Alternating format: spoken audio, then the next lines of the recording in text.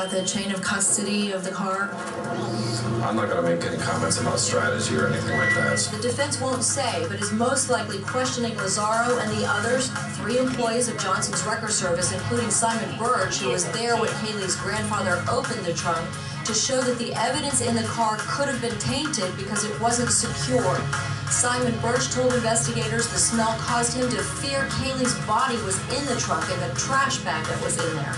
The defense also questioned Catherine Sanchez from Amscot, where Casey's car sat for days in the parking lot, again, possibly to show no one was watching the car 24/7.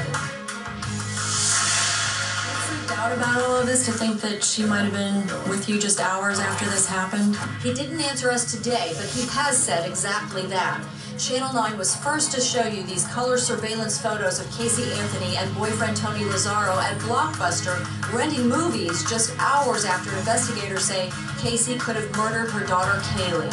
Lazaro has told investigators that Casey would not let him near her car when he picked her up at the Amscot after she told him she had run out of gas. He offered to help with the car, but she told him her father was going to take care of it. We know now that the car smelled of death and that she had tried to keep her father away from the car as well before she had abandoned it. Straight out to Drew Petrimo with WDBO. I understand the defense has commenced questioning of state's witnesses. Explain.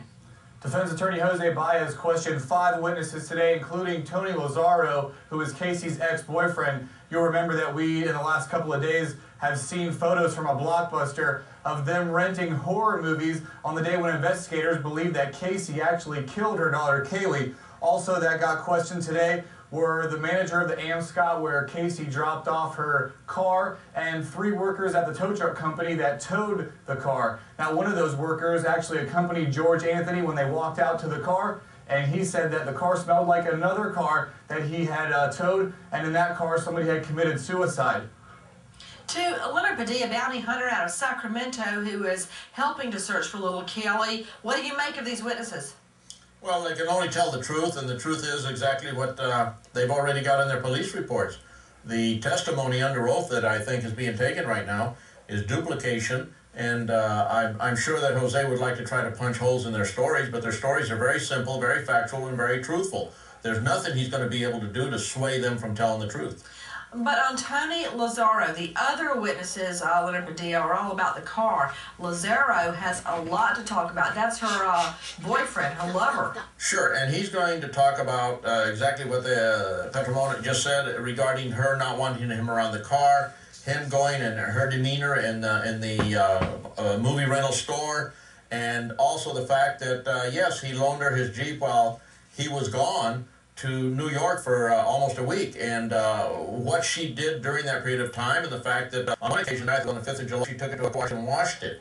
There's a lot of details that not only he, but Jesse and Chris and other individuals that were involved with her are going to bring into play, especially if Jose continues to ask him questions under oath. Let's unleash the lawyers. Eleanor Dixon, Peter Odom, Richard Herman. Peter Odom, we're not at trial. So explain to those that are unfamiliar with it how the defense is getting to question state's witnesses right now under oath. There are just a couple of states that allow these pre-trial on-the-record interviews. Florida happens to be one of them. This is a trial preparation technique that the defense is allowed to use in Florida. Witnesses are brought in, they're put under oath.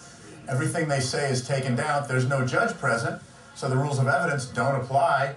All that has to be shown is that the questions are designed to lead to admissible evidence. And the defense in this case is going right after the most damning evidence against Kaylee. To Richard Herman, it's a big plus for the defense. This is a preemptive attack on the state's witnesses. What a great opportunity. We don't have this in New York. Yeah. What an opportunity to tie down, lock in the testimony, and then be able to use it for impeachment purposes at trial.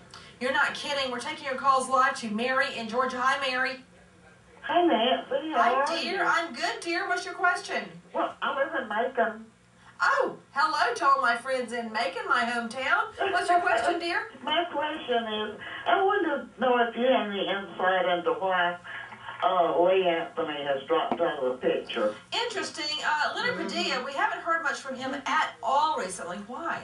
Well, I think since the FBI and the Orange County Sheriff's Office took his DNA, he has kept such a low profile that everybody's concerned as to what he's doing. And a lot of it has to do with him being upset at AquaSearch right now because they're looking for the child as if the child is dead, and he's not. To Kathy Billich with WFTV, I understand that the Tot Mom, Casey Anthony, made quite a list of requests. You know what? She might as well be shacked up at the Hilton for all of the beauty and hygiene aids she purchased.